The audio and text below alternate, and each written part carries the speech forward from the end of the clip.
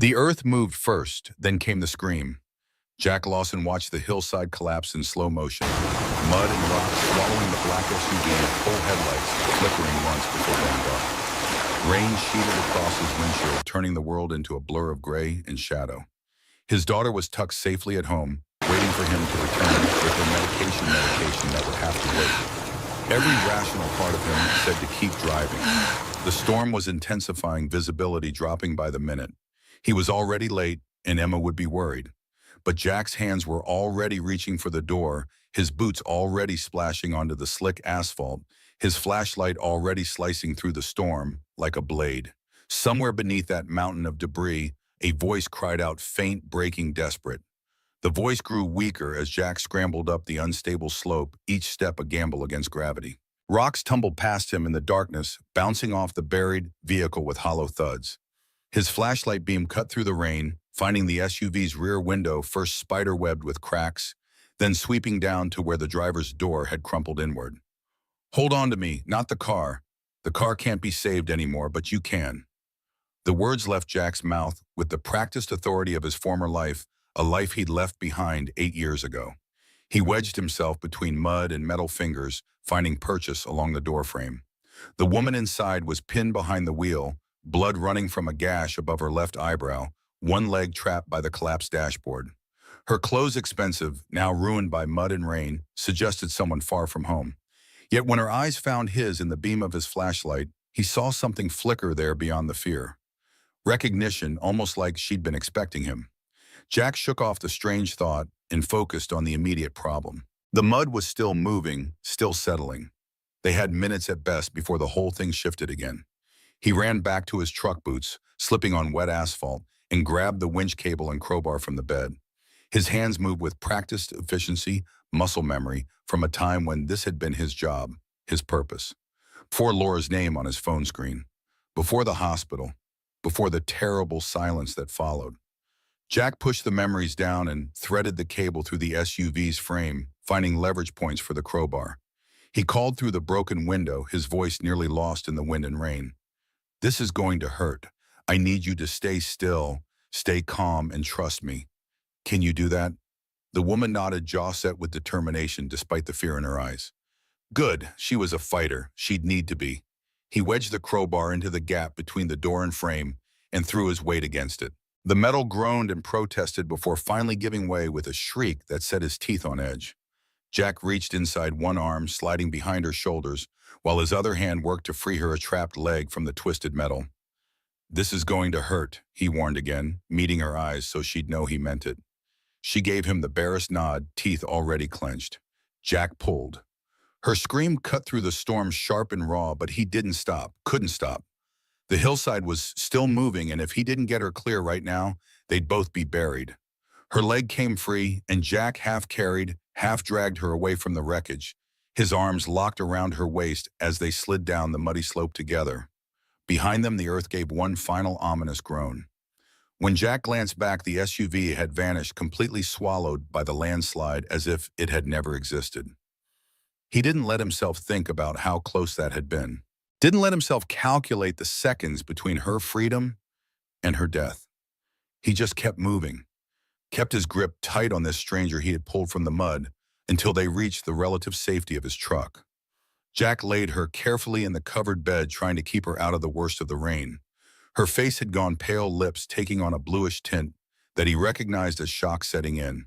He worked quickly, pulling the first aid kit from behind the driver's seat and using what he had to clean and bandage the head wound to stabilize her leg with a makeshift splint. Emma's careful handwriting was still on the labels, each item sorted and stored with methodical precision. His 9-year-old had the organizational skills of a field medic, a thought that brought both pride and a deep sadness.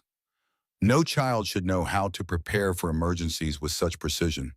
But then Emma had never been an ordinary child. The woman drifted in and out of consciousness as he worked, mumbling words he couldn't quite make out over the drumming rain. Her hand kept reaching for his arm, fingers brushing against the old scar on his forearm before falling away. Jack finished wrapping her head wound and pulled his jacket off, draping it over her shivering form. His phone showed no signal, which didn't surprise him. Highway 89 was a dead zone on the best of days, let alone in the middle of a storm like this. He started the engine and pointed the truck toward Pine Ridge, driving slowly on the slick roads, one eye constantly checking the rearview mirror to make sure she was still breathing. The heater coughed to life, pushing out air that smelled like old coffee and sawdust. Jack's fingers drummed against the steering wheel, an anxious rhythm he couldn't seem to stop. Something about this felt different. Not the rescue itself, but the way she'd looked at him. The way her finger had found that scar, like they'd known exactly where to search. 20 minutes later, the lights of his cabin appeared through the trees, and Jack felt something in his chest unclench slightly. Home. Safe. He parked as close to the porch as he could manage and killed the engine. Through the windshield, he could see Emma's small face pressed against the front window, her eyes wide with worry. She was supposed to be asleep by now. Of course she wasn't. His daughter had inherited her mother's stubborn streak along with her eyes. Jack gathered the unconscious woman in his arms and carried her inside, shouldering through the door that Emma held open. His daughter didn't ask questions, just moved immediately to help, grabbing towels and the good first aid kit from the bathroom, while Jack laid the woman on their old couch. The same couch where he and Laura had planned their future, where they'd picked out baby names and talked about the kind of parents they wanted to be. Jack forced the memories back and focused on the present, on this stranger who needed his help, on Emma's steady hands passing him scissors and gauze. Is she going to be okay? Emma whispered, her voice small in the quiet cabin. The storm outside seemed distant now, muted, as if the walls themselves were holding back the chaos. Jack checked the woman's pulse again, steady and strong, beneath his fingers, and nodded. She will be, but she needs a real doctor. Her leg needs an x-ray, maybe surgery. As soon as the road's clear, we'll get her to the clinic. Emma settled into the armchair with her stuffed rabbit, keeping watch with the kind of calm acceptance that came from too many nights like this. Too many strangers on their couch. Too many emergencies that had become routine. Jack cleaned the woman's injuries more thoroughly now that he had proper light and supplies. The head wound would need stitches, which he could manage. He'd done it before. His hands were steady as he worked, threading the needle, closing the gash, with small, precise stitches that would minimize scarring. The woman didn't stir, lost somewhere deep in unconsciousness, and Jack was grateful for that small mercy. This part always hurt, no matter how careful he was. When he finished, he sat back and really looked at her for the first time. Mid-30s maybe. Dark hair plastered to her head. Manicured nails now chipped and broken. The watch on her wrist probably cost more than his truck. Everything about her screamed money, success, a life lived in boardrooms and high-rises, not small Montana towns where everyone knew your name and your business. What had brought someone like her to Highway 89 in the middle of a storm? Just before midnight, her eyes fluttered open. Jack was dozing in the armchair, Emma curled against his shoulder in deep sleep, when he felt the shift in the room's energy. He looked up to find the woman staring at him. Her gaze unfocused at first, then sharpening as consciousness returned. For a long moment, neither of them spoke. The cabin was quiet except for the crackle of the fire Jack had built earlier and the soft sound of Emma's breathing. Then the woman's eyes dropped to his arm, to where his sleeve had ridden up, exposing the long, jagged scar that ran from wrist to elbow. Her reaction was immediate and visceral. Her eyes went wide, her hand lifting toward him before falling back weakly to the couch. You, she breathed the word, barely audible. Jack frowned, confused by the recognition in her voice, by the way she was looking at him, like she'd found something she'd been searching for. You're safe. You were in an accident. Landslide on the highway. You're at my cabin. I'll get you to a doctor in the morning when the road's clear. But she was shaking her head, trying to push herself up, despite the obvious pain it caused her. Your arm, that scar. I know that scar. Her voice was rough, cracking with emotion and dehydration. Jack carefully shifted Emma onto a pillow and stood moving to pour water from the pitcher on the side table. He held the glass to the woman's lips, supporting her head while she drank, watching her throat work as she swallowed. When she'd had enough, she pulled back and looked at him again with that same intense focus. I've been looking for you, she whispered. For 8 years, I've been looking for someone with a scar like that. Someone who... But whatever she was about to say was lost as her eyes rolled back and she slumped against the cushions, unconscious again. Jack stood frozen, the empty glass still in his hand, his mind racing back 8 years. The Duwamish River, the bus accident, the little girl he'd pulled from the water, and everything that came after. He set the glass down with hands that weren't quite steady and returned to the armchair. Sleep wouldn't come now. Instead, Jack sat in the dark and watched the woman on his couch. This stranger who'd recognized a scar he rarely thought about anymore, who'd been searching for someone like him for reasons he couldn't begin to guess. Outside, the storm continued its assault on the mountains. But inside Jack's chest, a different kind of storm was gathering, the feeling that his carefully constructed life, his 8 years of isolation and routine and emotional distance, was about to come crashing down around him. Morning arrived slowly, the dawn gray and hesitant, behind thick clouds that promised more rain. Jack woke to find Emma already in the kitchen, standing on a step stool to reach the stove, stirring a pot of oatmeal with the concentration of someone performing surgery. The domestic normality of it made his chest ache. This was their life, just the two of them, simple and safe and predictable. But the woman on the couch represented something else entirely. Questions he didn't want to answer, a past he'd tried to leave behind, connections to a version of himself he'd worked hard to bury. "Is the lady awake yet?" Emma asked without turning around, adjusting the heat under the pot with practiced ease. Jack moved to help her, taking over the stirring while she got down bowls from the cabinet. "Not yet, but she will be soon. And when she is, she's going to have questions." Emma looked up at him with Laura's eyes too wise for her 9 years. "Are you going to answer them?" Jack wanted to say no, wanted to maintain the walls he'd built so carefully. But looking at his daughter, he found he couldn't lie to her. "I don't know, kiddo. I honestly don't know." The woman stirred just as they were finishing breakfast, her eyes opening to take in the unfamiliar cabin, the morning light filtering through windows, the smell of coffee and oatmeal. Jack watched her piece together where she was, saw the moment memory returned, and pain registered in her features. He poured her water and brought it over, helping her sit up enough to drink without choking. "How do you feel?" She grimaced, one hand moving to her bandaged head. "Like I got buried by a mountain, which I guess I did. You saved me." Jack set the water glass on the side table. "Just happened to be driving by. Your leg's going to need a doctor. I stabilized it, but you'll want an x-ray. There's a clinic in town. I can take you there this afternoon if the roads are passable." The woman nodded, but her eyes never left his face, searching for something he didn't understand. Emma appeared in the doorway holding a bowl of oatmeal, and the woman's expression softened immediately when she saw the little girl. "Hi," Emma said with her characteristic directness, moving closer. "I'm Emma. You were talking in your sleep last night about someone named Sophia." The woman's eyes filled with tears so suddenly it startled Jack. Her hand went to her mouth, and for a moment she couldn't speak. When she finally found her voice, it was thick with emotion. "Sophia is my daughter. She's 12 now, safe at home in San Francisco with my mother." She looked at Jack again, and he saw something desperate in her gaze. "I was coming to Montana to find someone. Someone who saved her life 8 years ago when she was 4. I never got his name, but I remembered his scar." The words hung in the air between them, heavy with implication.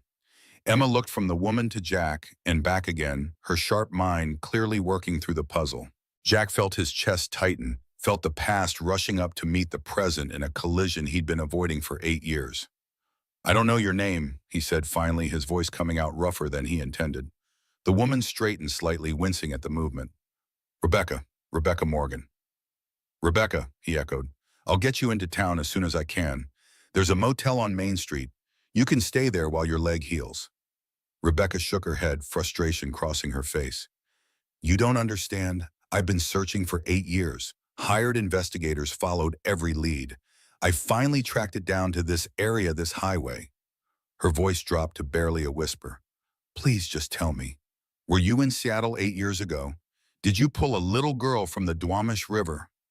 The question hung there, demanding an answer Jack wasn't ready to give. Emma was watching him with those knowing eyes, and he could see her putting the pieces together, understanding why he'd gone so still, why his jaw had clenched. Jack stood abruptly, needing distance, needing air. "Emma, can you help Ms. Morgan with her breakfast? I need to check on the roads." He was out the door before either of them could respond, bracing his hands on the hood of his truck and breathing. Just breathing, trying to steady himself against the wave of memory threatening to pull him under. The Duwamish River, cold and dark and swollen from spring rains. The bus teetering on the edge before sliding and passengers screaming. Jack hadn't thought had just moved diving in while other bystanders stood frozen. The little girl in the purple jacket, her dark curls floating around her face, her small body limp when he pulled her free, handing her to the paramedics. The phone ringing, Laura's name on the screen, the world ending.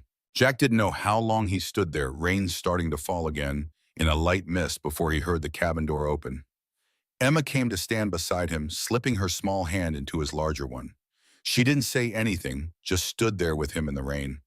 And Jack was grateful for her presence, for the way she always seemed to know when he needed her silent support. "She's been looking for you for a really long time," Emma said finally. "That's kind of amazing, actually. How many people spend 8 years trying to say thank you?" "It's complicated, Emma."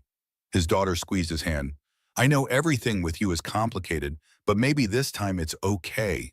Maybe complicated doesn't have to be bad." She looked up at him with Laura's eyes, and Jack felt something crack in his chest. "You should tell her the truth, Dad.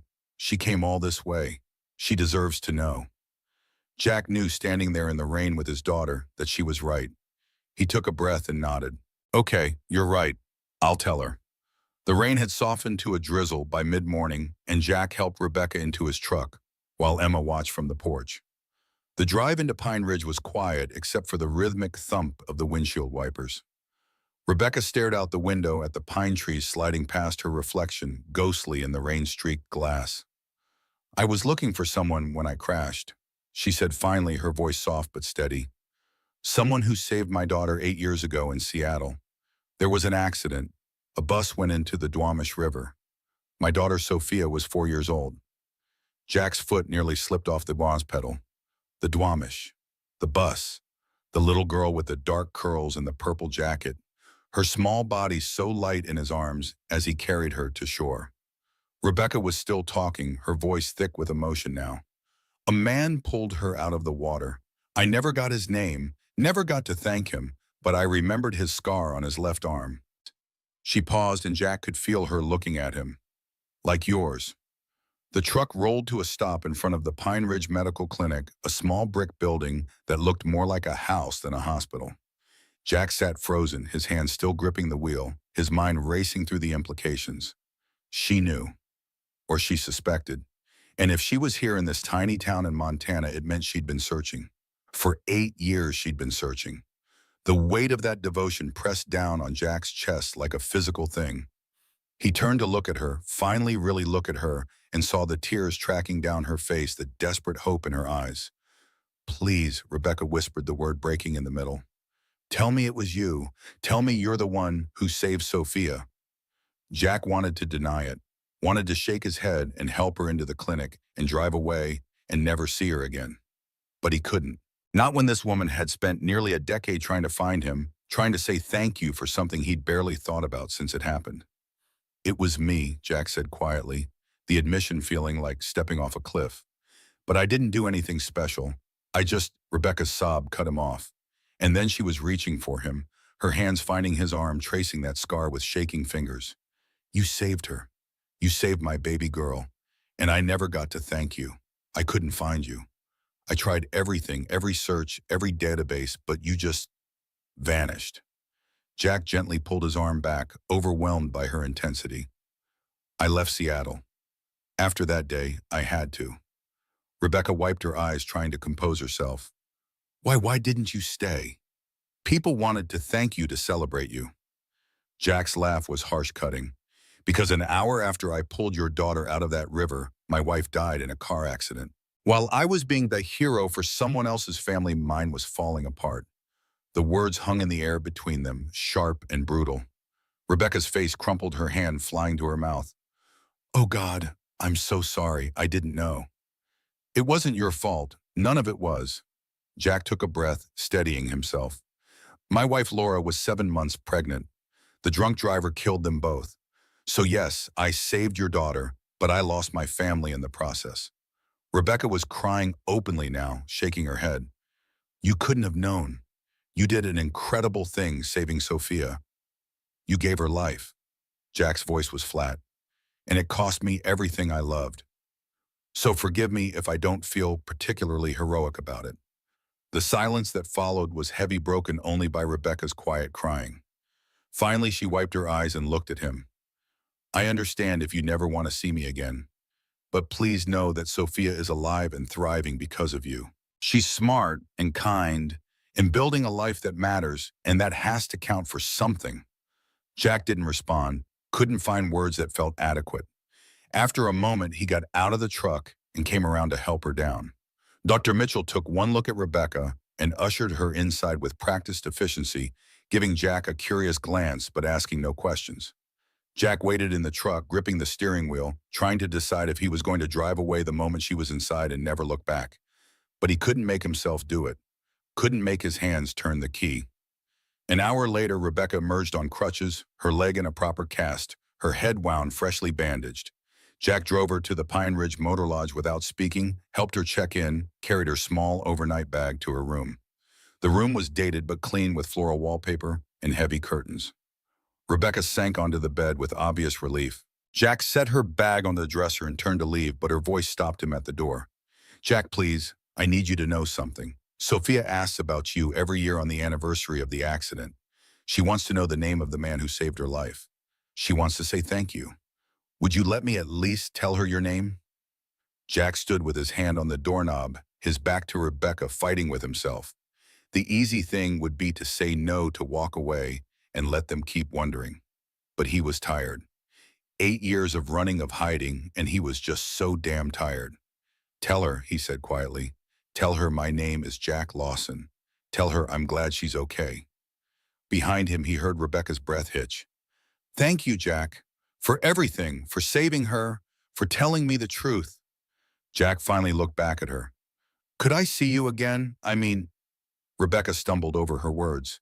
Before I leave, I'd like to thank Emma for helping take care of me. Jack's first instinct was to refuse to keep his daughter separate from this woman and the complicated feelings she stirred up. But he thought about Emma's words. She deserves to know. Maybe complicated doesn't have to be bad. Maybe, he said carefully. I'll talk to Emma, see how she feels about it. Rebecca's smile broke through her tears. That's all I ask. Thank you. Jack nodded and left, pulling the door closed behind him. When he got home, Emma was waiting on the porch. She ran to him and he caught her up, holding her tight. Did you tell her? She asked when he set her down. I told her everything. Emma studied his face. How do you feel? Jack considered the question. Tired, sad, but maybe a little lighter too. Like I've been carrying a secret that was too heavy, and now it's not just mine anymore. Emma nodded, understanding in a way that seemed far too mature. Are we going to see her again, Ms. Rebecca? Do you want to? Emma thought about it seriously. I think so. She seems nice, and she's been looking for you for 8 years, Dad. That's a really long time to search for someone just to say thank you. I think that means something. The next afternoon, Jack and Emma drove into town with fresh bread and a thermos of soup. Rebecca was sitting up in bed when they arrived, her laptop open, clearly trying to work despite her injuries. But she closed it immediately when she saw them, her whole face lighting up. You came, she said, and Jack could hear the relief in her voice. Emma climbed up on the bed carefully and started showing her the drawing she'd brought. This is the storm, Emma explained, and this is my dad saving you. Rebecca studied the drawing with genuine attention. You captured it perfectly. You're very talented, Emma. Over the next week, they fell into a rhythm. Jack and Emma would visit in the afternoons, bringing meals or books or just company. Emma would draw while Rebecca worked, occasionally asking questions about her job or San Francisco or what Sophia was like. And Rebecca would tell stories about her daughter's love of engineering, about the bridge sensors her company had developed, about the trips they'd taken together. Slowly, Jack found himself relaxing around her, found himself actually enjoying their conversations when Emma was occupied with her drawings.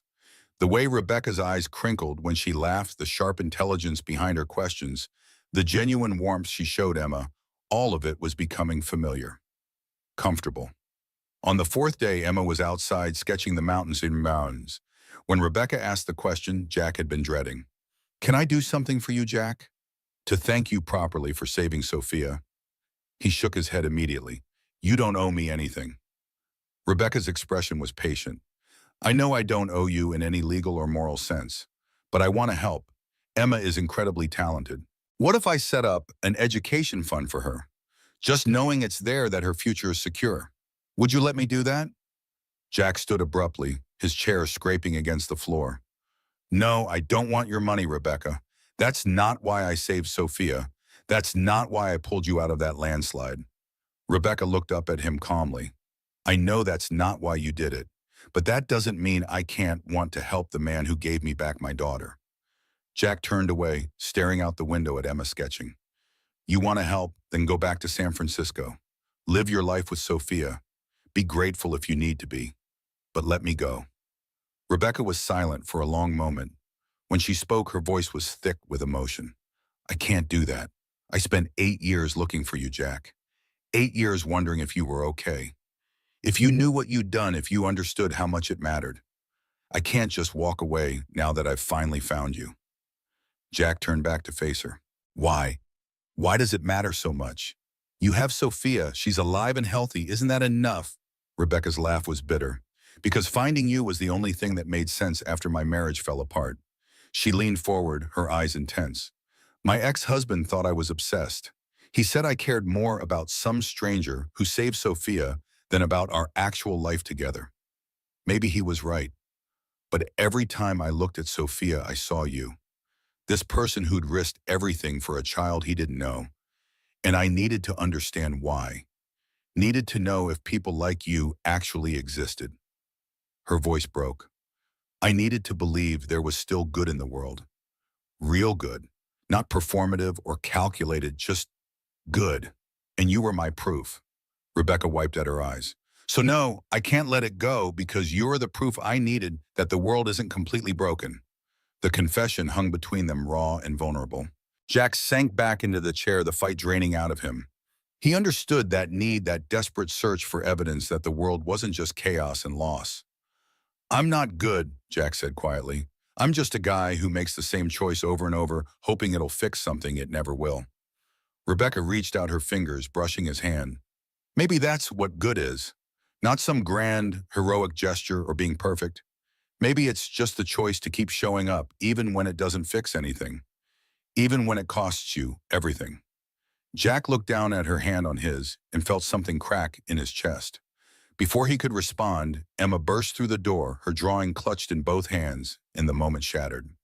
The drawing was beautiful, the mountains rendered in detail that surprised even Jack. Rebecca studied it seriously, then looked up at Emma. This is incredible. You have real talent. Emma beamed. Could I keep this? Rebecca asked, and Emma nodded eagerly.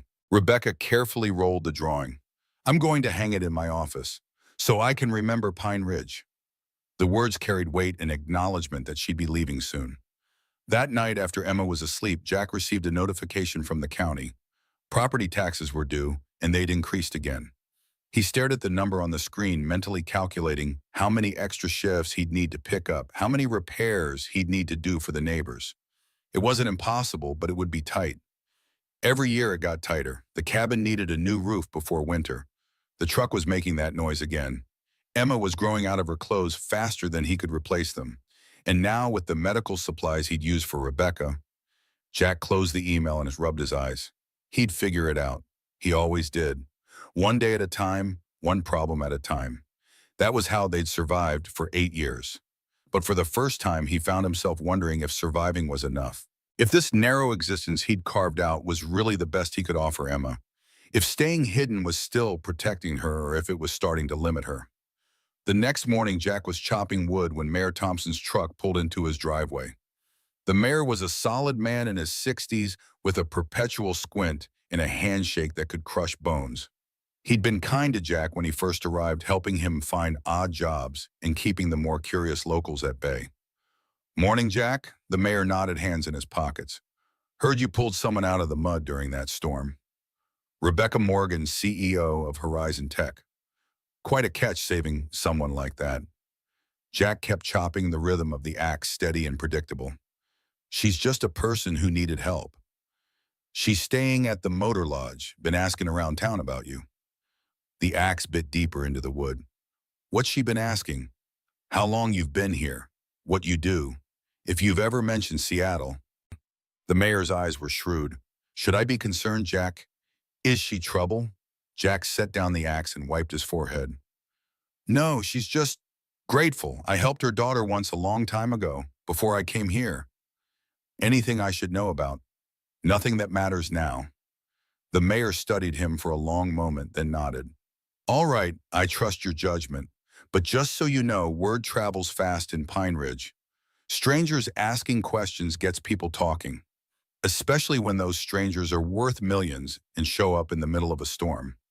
After the mayor left, Jack stood in the yard, the weight of the town's curiosity settling on him like a physical burden. 8 years of carefully maintained privacy threatened by a chance encounter on a rainy highway. Or maybe not by chance at all. Rebecca had been searching for him, following leads. How close had she been before the storm?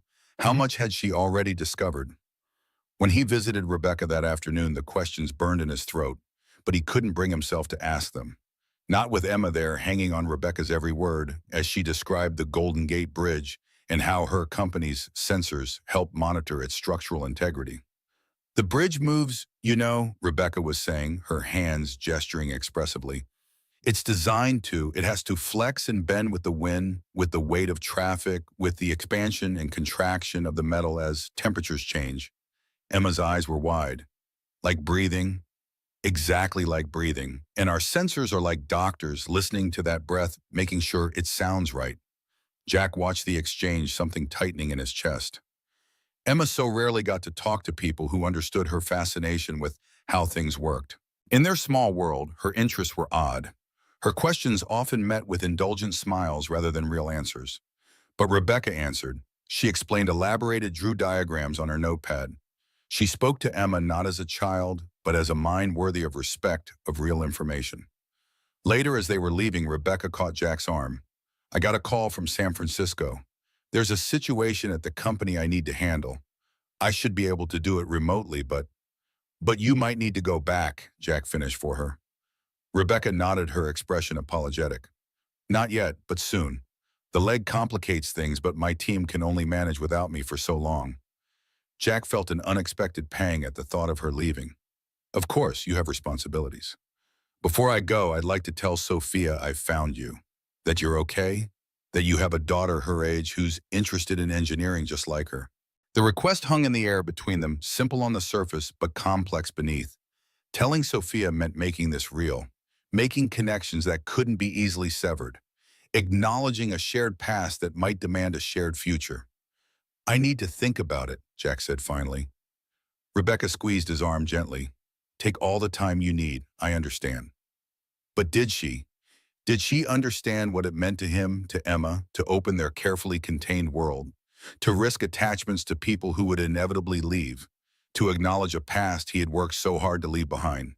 That evening, the forecast announced another storm approaching, this one, potentially worse than the last. Heavy snowfall expected, possible power outages, roads likely impassable for days. Jack checked their supplies, food, water, firewood, batteries, and found them wanting.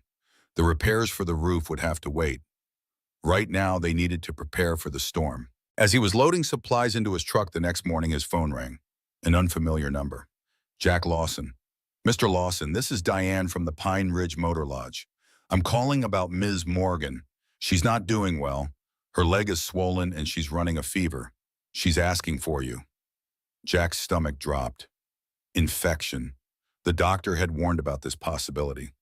I'll be right there. Have you called Dr. Mitchell? He's on his way, but the roads are already getting bad with the storm coming in. Jack hung up and called to Emma, who was inside packing her own emergency bag. Change of plans, kiddo. We need to check on Rebecca first. Emma appeared in the doorway, her small face serious. Is she okay? She will be, Jack said, hoping it was true, but we need to hurry. They found Rebecca pale and sweating, her leg angry red around the cast. Dr. Mitchell was already there, cutting away the plaster to examine the infection site. Looks like we missed a piece of debris, he murmured, probing gently. It's working its way out now, causing an infection. Rebecca's eyes found Jack's, glazed with fever, but still recognizing him. You came, she whispered. Of course we came. Jack moved to her side, taking her hand without thinking. It was hot, too hot in his grasp. What do you need, Doc? I need to clean this out. Get her on IV antibiotics, but the clinic's generator is acting up, and with this storm coming. Dr. Mitchell looked at Jack meaningfully. Could use your help with that generator while I work on her leg. Jack understood the unspoken question. The clinic was the better medical option, but the motel had a backup generator and would be easier to reach in a snowstorm. We'll take her to the clinic. I'll fix the generator. The decision made, they moved quickly. Jack carried Rebecca to his truck while Dr. Mitchell gathered his supplies. Emma rode in the back with Rebecca holding her hand and talking to her in a steady voice about nothing and everything, keeping her conscious, keeping her focused. At the clinic, Jack left them to their work and headed for the generator shed. The ancient machine was stubborn, refusing to start despite his best efforts. Jack worked methodically, checking fuel lines, spark plugs, wiring. The wind was picking up outside, the first heavy flakes of snow beginning to fall. Finally, the generator coughed to life, the lights in the clinic stabilizing. Jack returned to find Rebecca settled in a bed, ivy in her arm, her face still flushed, but her eyes clearer. Dr. Mitchell pulled him aside. The infection is serious, but we caught it in time. She'll need to stay here for a few days, and she shouldn't travel for at least a week after that. With this storm coming, you might want to consider taking her to Billings, where they have a proper hospital. Jack looked out the window at the rapidly deteriorating weather. We'd never make it to Billings in this. The pass will be closed within hours. Mitchell sighed. Then we make do here. I've given her the strongest antibiotics I have. The rest is up to her body and a bit of luck. Emma was sitting beside Rebecca's bed, showing her a book of local wildflowers, pointing out her favorites. Rebecca was listening intently, as if Emma's catalog of pine forest flora was the most fascinating thing she'd ever heard. Jack watched them for a moment, struck by how natural they looked together, how easy their connection seemed, despite the vast differences in their lives. Something twisted in his chest, worry, affection, fear, all tangled together. As the snow fell harder outside, Jack realized they wouldn't be making it home tonight. The storm had arrived earlier than predicted, and already the roads were becoming treacherous. They were effectively trapped at the clinic until it passed. Rebecca drifted in and out of sleep as the afternoon wore on, the antibiotics making her drowsy. Emma curled up in a chair with a book from the clinic's small waiting room, occasionally reading passages aloud when she thought Rebecca was awake. Jack alternated between checking on the generator, helping Dr. Mitchell with other patients who braved the storm for treatment, and sitting quietly by Rebecca's bed when Emma needed a break. During one of these quiet moments, with the snow falling in thick curtains outside the window and the wind howling around the eaves, Rebecca opened her eyes and found Jack watching her. "You're still here," she murmured. "Storm's too bad to leave," Jack said simply. Rebecca's smile was tired but genuine. "Lucky me. How's the leg?" "Hurts like hell, but better than being buried in mud, so I won't complain." Jack almost smiled at that, almost. Rebecca shifted slightly, wincing with the movement. "I need to call Sophia. She'll be worried if she doesn't hear from me today." "Do you want me to get your phone?" She nodded. "In my bag, thank you." Jack retrieved the sleek smartphone from her overnight bag, noting absently that it probably cost more than he made in a month. He handed it to her, then started to move away to give her privacy. Stay, Rebecca said, her voice soft but firm. "Please, I want Sophia to meet you, even if it's just on a phone screen." Jack hesitated, caught between the urge to flee and the pull of Rebecca's request. Finally, he nodded and sat back down. Rebecca dialed, and after a moment, a young girl's face appeared on the screen. Dark hair, serious eyes, a smile that transformed her whole face when she saw her mother. "Mom, I was getting worried. You didn't call last night." "I know, sweetheart. I'm sorry. I've been a little under the weather, but I'm okay, I promise." Sophia's eyes narrowed, taking in what she could see of the clinic room. "Are you in a hospital?" "What happened?" "Just a minor infection. Nothing serious." Rebecca angled the phone slightly so Jack was visible in the frame.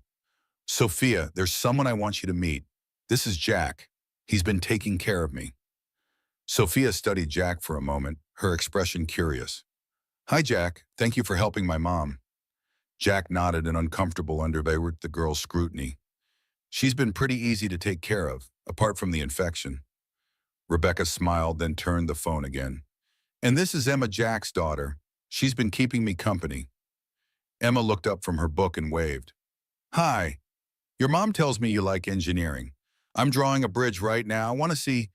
Sophia's face lit up, and just like that, the two girls were chatting like old friends, Emma showing her sketches, Sophia explaining the principles of suspension bridges. Jack watched Rebecca watching them. saw the soft wonder in her eyes, the same emotion he felt seeing Emma connect so easily with someone who understood her. For a moment, just a moment, he could see a different life. A life where Emma had friends who shared her interests, where she wasn't isolated in a small town with a father who kept the world at arm's length. A life with more possibilities than Pine Ridge could offer. The thought was like a splinter, small but impossible to ignore once lodged. The call ended with promises to talk again tomorrow, with Sophia extracting a solemn vow from Emma to send pictures of her completed bridge design. When Rebecca set the phone down, her eyes were damp. "She likes you," she said to Emma. "She doesn't usually take to people so quickly." Emma beamed. "I like her too. She knows a lot about bridges. She'd love to show you the Golden Gate someday, and Alcatraz, and the cable cars." Rebecca's gaze shifted to Jack. "If you ever wanted to visit, I mean, you'd both be welcome. Always." The invitation hung in the air, impossible to ignore, equally impossible to accept. Jack looked away out at the snow that was quickly burying the town and said nothing. That night, with the storm howling outside and the clinic quiet except for the hum of machines, Jack sat in the uncomfortable chair beside Rebecca's bed and watched her sleep. Emma was curled up on a cot Dr. Mitchell had set up, her breathing deep and even. Jack thought about the file he kept locked in his desk at home. His old name, his old life.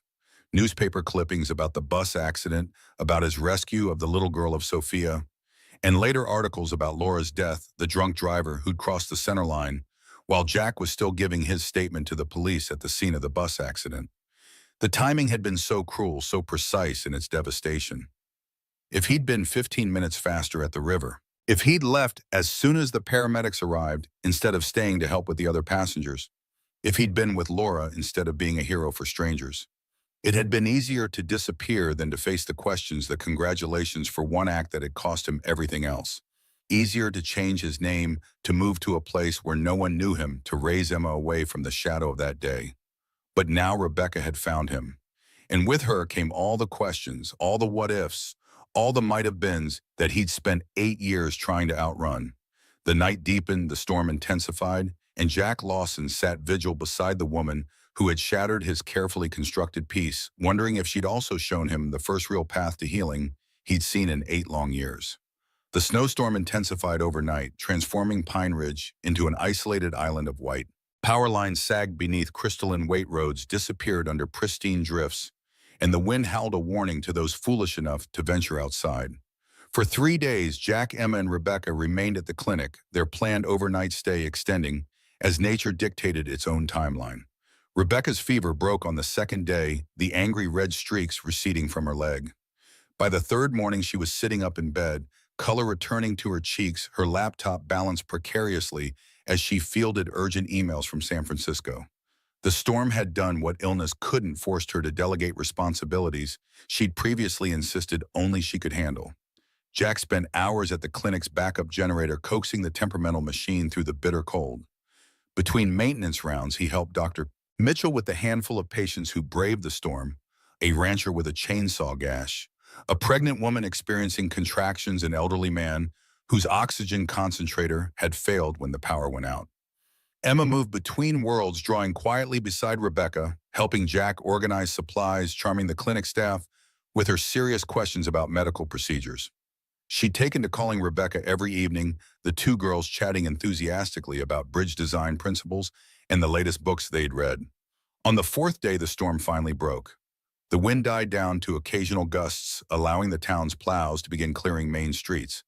Jack stepped outside, assessing the foot of snow blanketing the clinic's parking lot. His truck sat nearly buried, just the roof visible above the white expanse. Jack returned to the clinic room, snow dusting his shoulders, to find Rebecca sitting on the edge of the bed, her laptop closed. "The roads are clearing," he announced, brushing the melting flakes from his coat. "Dr. Mitchell thinks you can be moved today if you're feeling up to it." Rebecca's expression brightened. "Back to the motel." Jack shook his head. "Motel's still without power. Town's working to restore the main lines, but it could be days before they reach that section." "Where then?" Jack hesitated, the words forming reluctantly. "Our cabin. The wood stove keeps it plenty warm, and we've got a generator for the essentials. It's not much, but it sounds perfect." Rebecca interrupted, relief evident in her voice.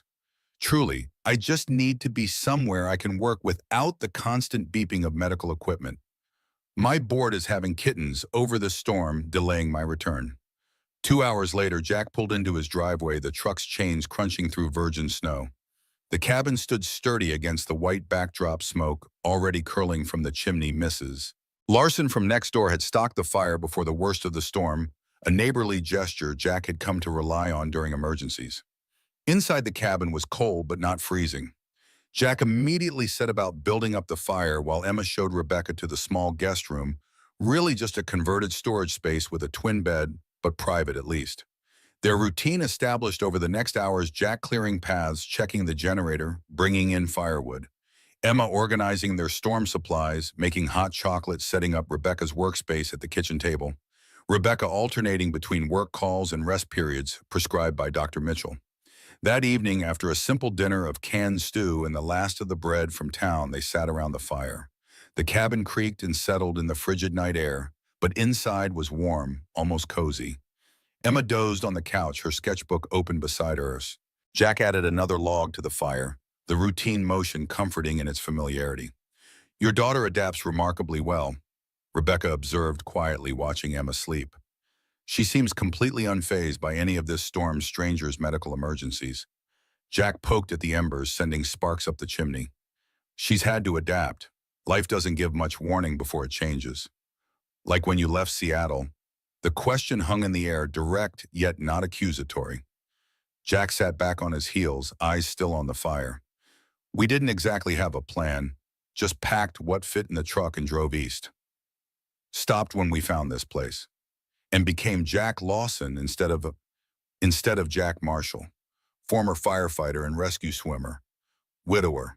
That guy died the same day Laura did."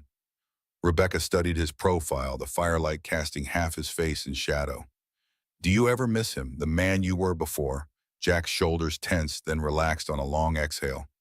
"Sometimes. He was more connected to people, to purpose. He believed in things. And Jack Lawson doesn't." A log shifted in the fire, collapsing in on itself. "Jack Lawson believes in keeping his head down and his daughter safe. That's enough." Rebecca's gaze shifted to Emma, peaceful in sleep, her dark lashes casting shadows on her cheeks. Is it really enough for her?" Jack didn't answer, but the question burrowed deep, finding purchase in soil already tilled by doubt. The following days established a strange domesticity.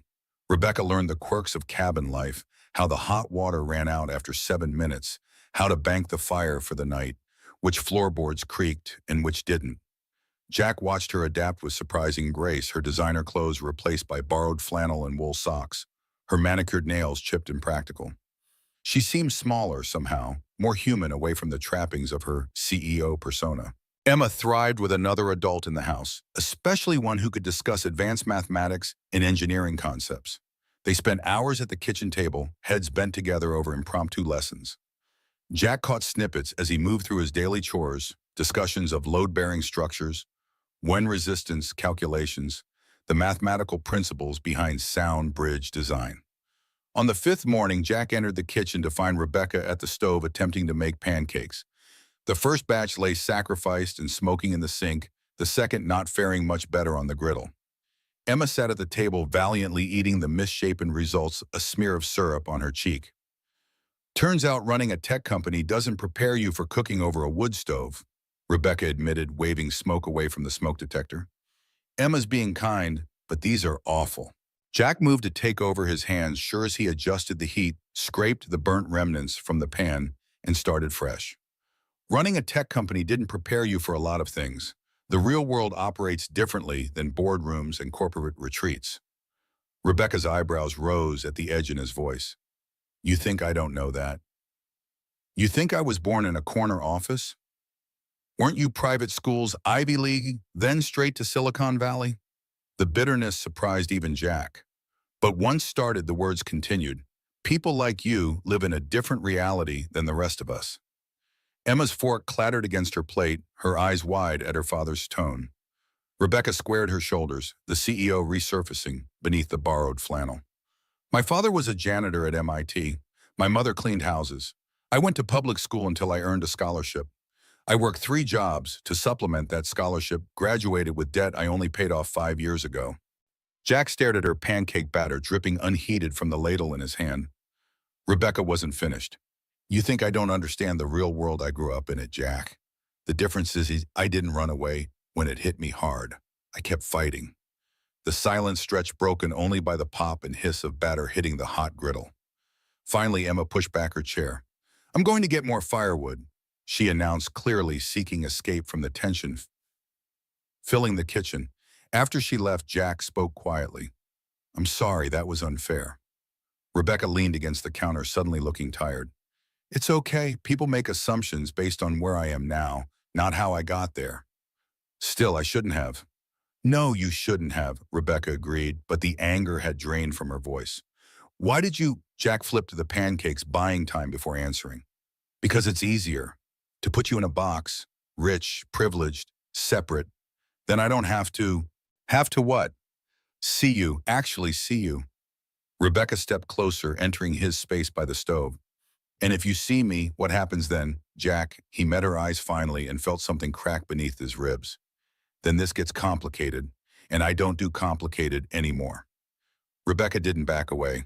I think we passed uncomplicated about 5 days ago when you pulled me from that SUV, maybe even 8 years ago by a river in Seattle. Later that day, while chopping firewood to burn off his restless energy, Jack spotted Sheriff Reeves' patrol car pulling into his driveway. The sheriff, a taciturn man with a perpetual sunburn, even in winter, nodded as he approached.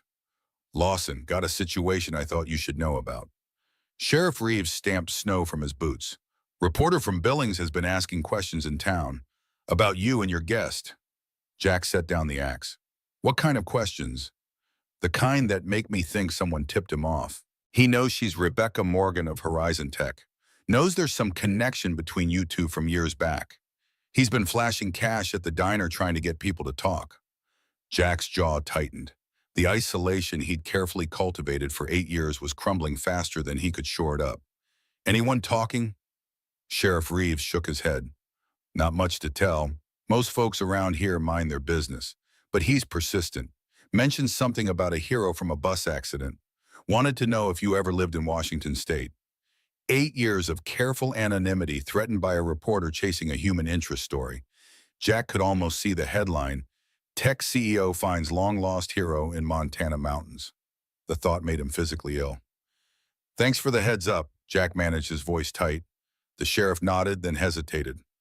Look, Jack, I don't know what you're running from, and it's not my business. But secrets have a way of surfacing, especially in small towns.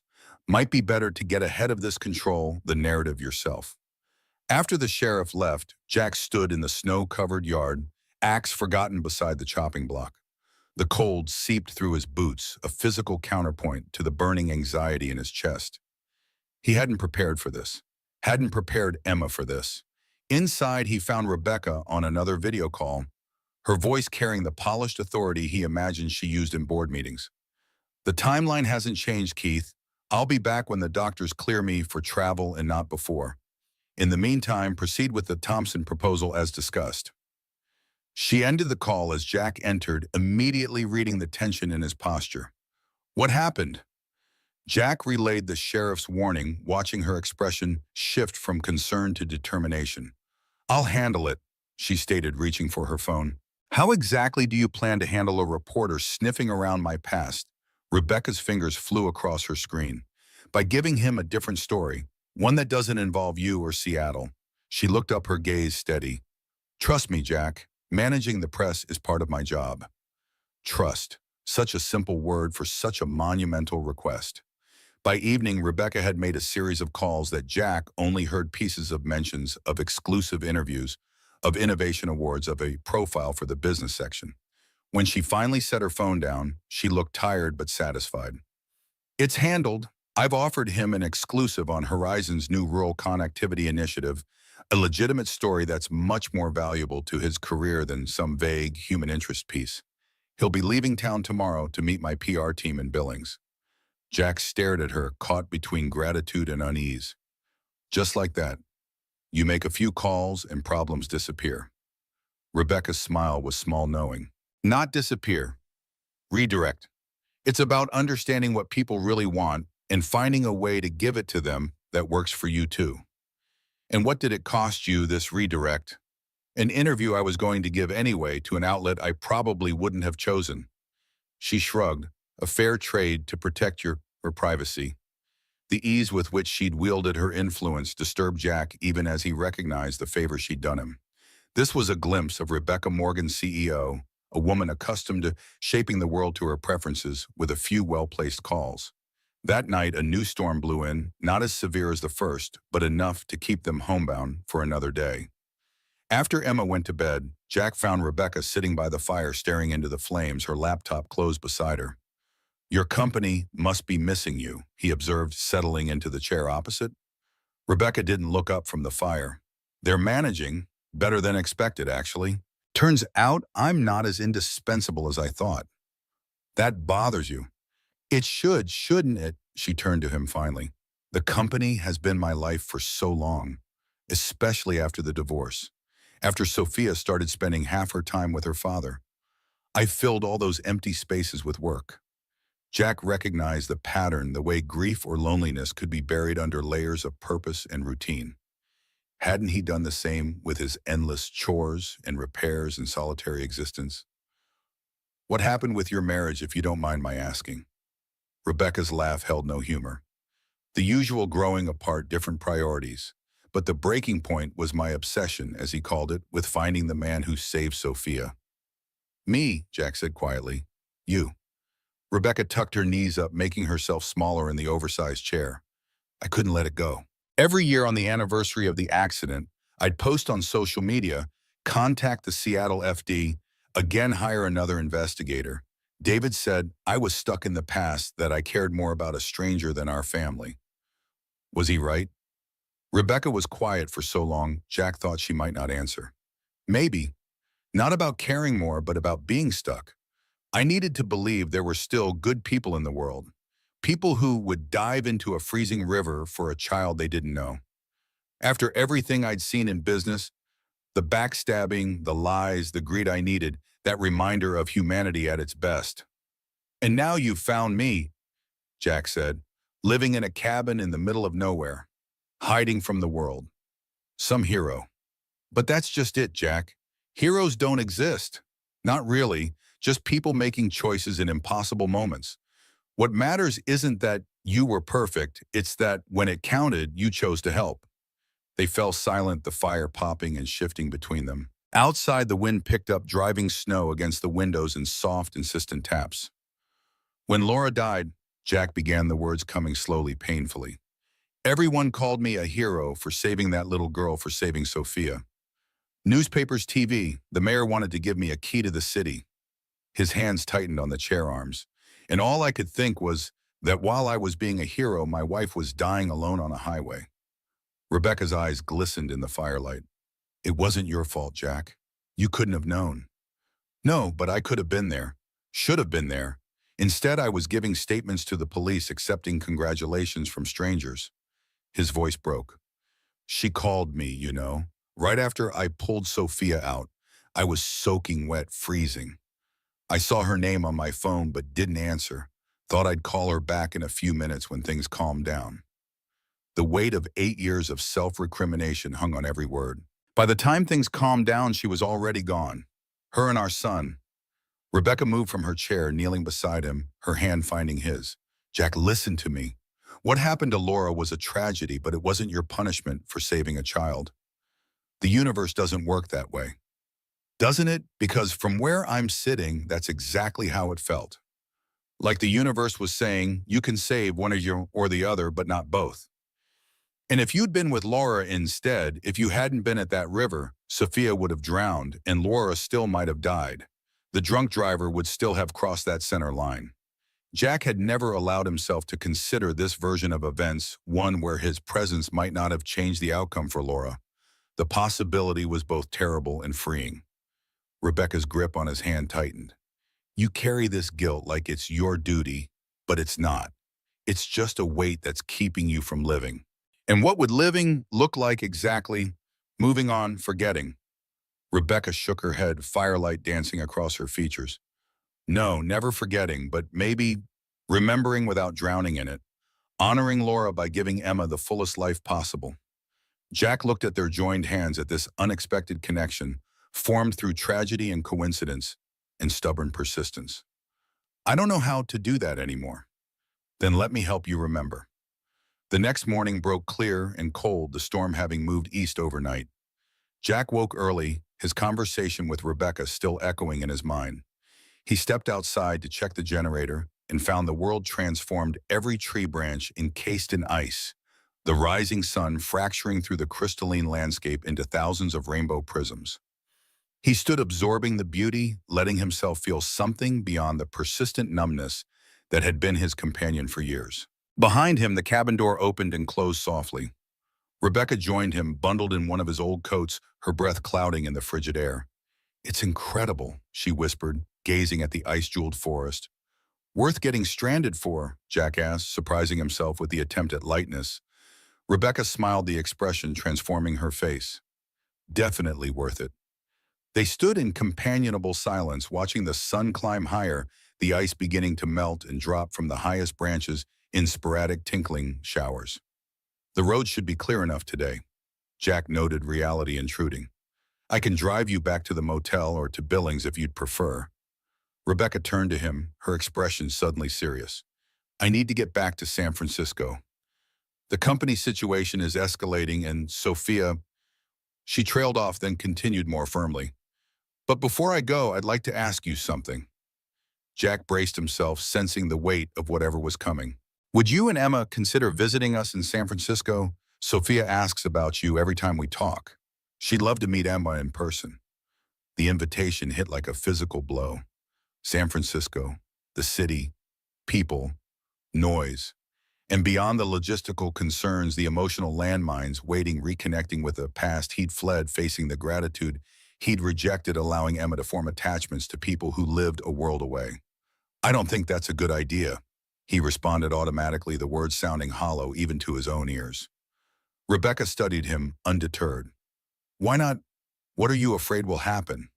"I'm not afraid." "Then what's the real reason?" "Because it's not money, I'd cover everything. It's not time, Emma's homeschooled, and winter's your slow season for work." Jack turned away, focusing on the distant mountains rather than Rebecca's searching gaze. "Emma's never been to a city, never been on a plane. She doesn't need that kind of disruption." "Are you sure that's not just what you're telling yourself?" Rebecca's voice was gentle but insistent. "Because from what I've seen, Emma's curious about everything. She asks questions about San Francisco every time she talks to Sophia. She draws skyscrapers and cable cars based on pictures in her books." Each word struck with precision, dismantling the justifications Jack had constructed. Still, he resisted. "It's complicated." "Life is complicated, Jack. Hiding from it doesn't make it simpler, just smaller." The truth of it resonated through him. He had made their world small, controllable. Safe, yes, but also limiting, especially for a bright, curious child like Emma. "I'll think about it," he conceded finally. Rebecca accepted this partial victory with grace.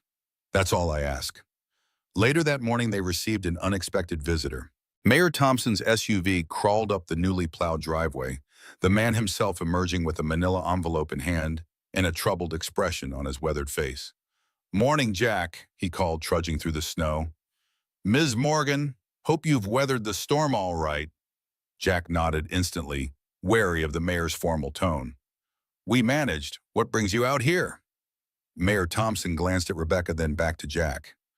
"Got something you should see. Privately, if possible." Rebecca excused herself tactfully, retreating inside the cabin. Once the door closed, the mayor handed Jack the envelope. "This came to my office yesterday. Reporter dropped it off before he left town. Said you'd want to see it." Jack opened the envelope with dread mounting in his chest. Inside were printouts, newspaper articles about the bus accident in Seattle, about a firefighter named Jack Marshall who'd rescued a young girl, a photo of Jack in his uniform receiving a commendation years earlier, a death notice for Laura Marshall and her unborn son killed by a drunk driver on the same day as the bus accident, and most damning of all, property records showing the transfer of the cabin from James Marshall, Jack's father, to Jack Lawson 6 years ago. He connected the dots, Jack said flatly, his worst fears materializing in black and white. The mayor nodded grimly. Said your friend's offer was better than publishing this, but he wanted you to know he'd figured it out. Called it professional courtesy. The implied threat was clear. The story wasn't dead, just delayed. Rebecca's intervention had bought time, not permanent silence. I never asked why you came to Pine Ridge, Jack. Never asked why a man with your skills was content fixing roofs and plowing driveways. Figured you had your reasons. Jack stared at the papers in his hands, years of careful anonymity, reduced to a collection of public records and newspaper clippings. I did. I do. Well, whatever you're running from might be time to stop running. The mayor clapped him on the shoulder awkwardly. Town's behind you, son. Whatever you decide. After the mayor left, Jack stood in the yard, papers clutched in his fist, a cold sweat breaking out despite the chill. His carefully constructed sanctuary was crumbling, the walls between past and present dissolving like snow in spring. He found Rebecca in the kitchen with Emma, the two of them assembling sandwiches for lunch. They looked up as he entered, their easy camaraderie, a stark contrast to the turmoil raging inside him. Everything okay? Rebecca asked immediately, sensing his distress. Jack shook his head, unable to voice the threat contained in those papers. Emma watched him with Laura's eyes too perceptive by half. Dad, what's wrong? The reporter, Jack managed. He knows. About Seattle. About everything. Rebecca set down the knife she'd been using, her CEO persona sliding into place. What exactly did he say? What does he want? Nothing yet. Your offer bought us time, but he made sure I knew he could break the story whenever he wants.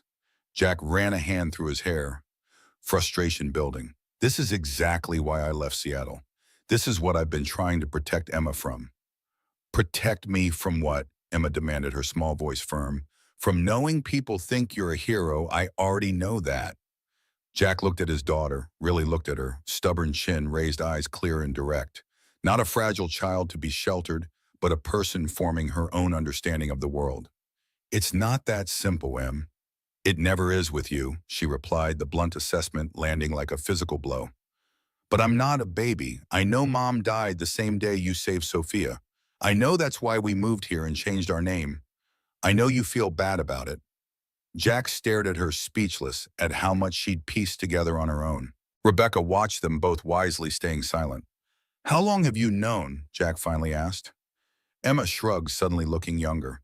I found the newspaper in your desk drawer a couple years ago, the one with your picture, and I heard you talking to Grandpa on the phone once about changing our name back.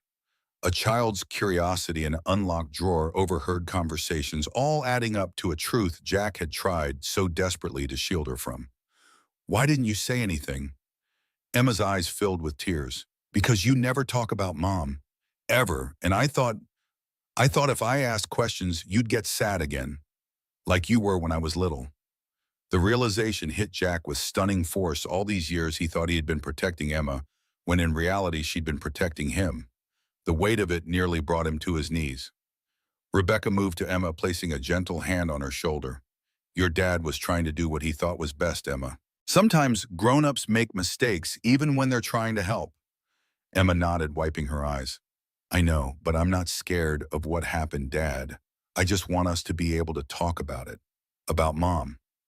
Jack crossed the room in 3 strides, gathering his daughter into his arms, her thin frame fitting against him as perfectly as it had when she was a toddler. I'm sorry, Em, so sorry. You're right, we should talk about her. About everything. Over Emma's head, his eyes met Rebecca's. In her gaze, he saw not judgment, but understanding. And something else, a tentative hope, an offered hand across the chasm he'd dug between himself and the world. Later, after Emma had gone to bed, Jack found Rebecca on the porch, wrapped in a blanket against the night chill, staring at the stars visible between the pines. He settled beside her, the wooden steps creaking beneath his weight. Thank you, he said simply, for earlier, with Emma. Rebecca nodded, her breath fogging in the cold air. She's an incredible kid, perceptive, resilient. Like her mother.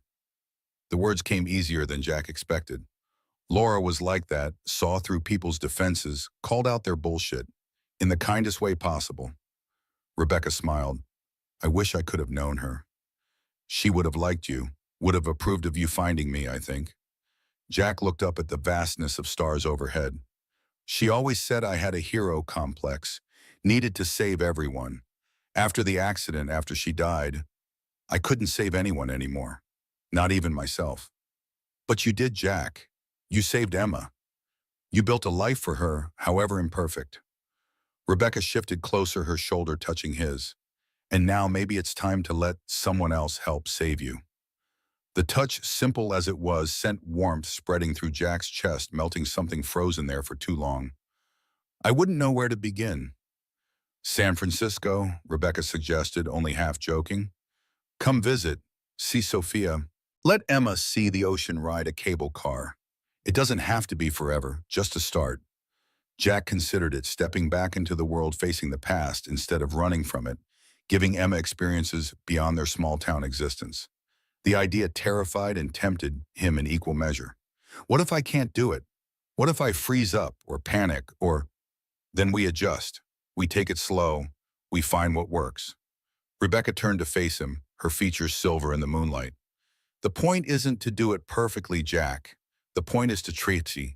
In the starlit quiet of the Montana night, with the woman who had crossed a continent to find him sitting beside him, Jack finally allowed himself to consider the possibility that 8 years of running had taken him in a circle right back to the moment of choice, to dive in or remain safely on shore, to risk or to withdraw. In the distance, a wolf howled, a lonely, haunting sound that echoed through the valley before fading into silence. Jack took a deep breath of the crisp mountain air, feeling it fill his lungs, feeling truly present in his body for the first time in years. Okay, he said finally, the single word carrying the weight of mountains. We'll try. 2 weeks passed before Dr. Mitchell cleared Rebecca for travel. 2 weeks of conference calls from Jack's kitchen table, Emma and Sophia's daily video chats, and quiet evenings by the fire after Emma went to bed. In those 14 days, something subtle but profound shifted between Jack and Rebecca Wall's carefully dismantled brick by careful brick, revealing glimpses of the people they might become to one another. The morning of Rebecca's departure dawned crisp and clear, sunlight glinting off fresh snow. Jack loaded her sleek designer suitcase into his weathered truck, while Emma extracted multiple promises from Rebecca on the cabin porch. You'll call as soon as you land, and Sophia will show me her science project tomorrow. And you won't forget about our visit. Emma's voice carried a note of anxiety. Jack recognized the fear of another person vanishing from her life. Rebecca knelt, despite her healing leg meeting Emma at eye level. I promise. February break, you and your dad will come to San Francisco.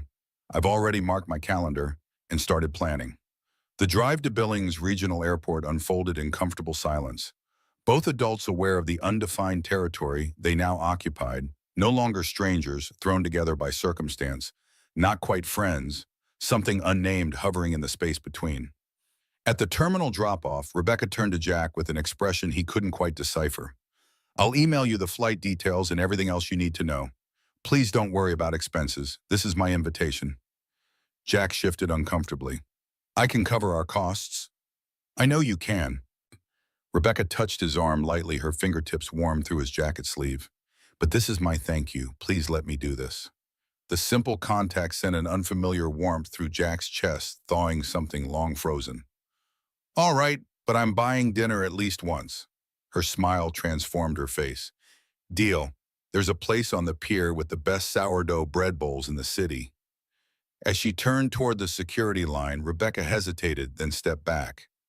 Thank you, Jack, for saving Sophia, for letting me find you, for agreeing to come to San Francisco. I know what this costs you. Before he could respond, she pressed a quick, soft kiss to his cheek and disappeared into the crowd with one last wave. Jack stood motionless, the phantom sensation of her lips lingering on his skin, simultaneously terrifying and exhilarating after so many years of emotional numbness. The cabin felt strangely hollow upon his return. Emma wandered restlessly through rooms that seemed larger, emptier, without Rebecca's presence. Jack channeled his own restlessness into preparations, securing the cabin for their upcoming absence, arranging for Mrs. Larson to check in periodically, sorting through Emma's clothes for suitable city wear. That evening, after Emma went to bed, Jack found himself standing before his desk, staring at the bottom drawer he'd kept locked for 8 years. With slightly trembling hands, he inserted the key and pulled it open. Inside lay the carefully preserved remnants of Jack Marshall's life. his firefighter badge, newspaper clippings of the rescue, Laura's wedding ring, the ultrasound photo of their unborn son. He lifted each item carefully, allowing himself for the first time since her death to remember Laura not as a loss but as the vibrant woman she'd been. The passionate landscape architect who could look at barren earth and see gardens waiting to emerge. The advocate who'd fought tirelessly for better safety equipment for firefighters' families. The woman whose laugh could transform a room whose absence had left a void he'd tried to fill with silence and isolation. "You would have kicked my ass for running away," he whispered to the empty room, "for keeping Emma hidden all these years." The realization didn't crush him as expected. Instead, it settled like a truth too long denied, painful but clarifying. Laura, who'd embraced life with such fierce joy, would have wanted them both to do the same, not shrink into shadows of themselves. Jack returned the mementos to the drawer, but left it unlocked. A small gesture, but significant, the past no longer sealed away, but accessible. Part of the whole rather than sectioned off. The following morning, Emma found him at the kitchen table reviewing property tax notices with a furrowed brow. "Dad? What's wrong?" Jack looked up, surprised to find his daughter watching him with Laura's perceptive eyes. He tried to shield Emma from financial worries, but her awareness of his moods had grown sharper with each passing year. "Just some grown-up paperwork, Em. The county's raising property taxes again." Emma pulled out a chair, climbing up to peer at the documents with solemn interest. "Is it a lot more?" Jack hesitated, then decided on honesty. "About 30% more, and the roof needs repairs before next winter." "Is that why you looked worried when talking to Mayor Thompson yesterday?" Jack stared at his daughter, once again caught off guard by her perception. "How did you know about that?" Emma shrugged. "I saw him leaving. He looked serious and then you looked worried." Jack set the papers aside, giving Emma his full attention. "You're right. The taxes are going up and the cabin needs work. But we'll figure it out, we always do." Emma's next words took him completely by surprise. "We should talk about Mom more." Jack's breath caught. "What? Rebecca told me stories about Sophia's dad, even though they're not married anymore." Emma traced patterns on the wooden table with her finger. "But you never talk about Mom. I don't even know what her laugh sounded like." The observation pierced Jack's carefully constructed defenses. For 8 years, he'd thought silence would protect Emma from his pain. Instead, he'd deprived her of her mother's memory. "Your mom had the best laugh," Jack began, his voice rough with emotion. It started quiet, almost like she was trying to hold it in, then just exploded. Filled the whole room, made everyone around her laugh too. Emma's eyes widened with hungry interest. "What else?" "She loved thunderstorms. Would drag me onto the porch to watch them roll in. Said you could feel the air change right before lightning struck, like the world holding its breath." "Like me," Emma exclaimed. "I love watching storms from the porch." Jack smiled, a genuine smile that reached his eyes. "Exactly like you. You get that from her." For the next hour, Jack shared stories about Laura, her stubbornness, her talent for making any space beautiful, her terrible singing voice that never stopped her from belting out songs while driving. With each memory shared, he felt something lighten in his chest, as if speaking her name aloud was gradually transforming grief from a crushing weight into a bearable presence. When Emma finally left to work on her latest drawing project, Jack found himself alone with the realization that perhaps the greatest disservice he'd done wasn't to himself, but to Emma, depriving her of the mother she would never know in his attempt to outrun his own pain. Later that day, an unexpected email arrived from Rebecca. Jack expected flight details for their upcoming visit, but instead found a job posting. Horizon Tech was seeking a remote safety consultant with experience in emergency management and structural assessment. The qualifications listed matched Jack's firefighter background perfectly, with emphasis on practical experience rather than academic credentials or corporate history. "I'm not asking you to apply," Rebecca's note clarified. "Just wanted you to know options exist that would let you stay in Montana while expanding your horizons. No pressure, just information." Jack stared at the screen, conflicting emotions churning through him.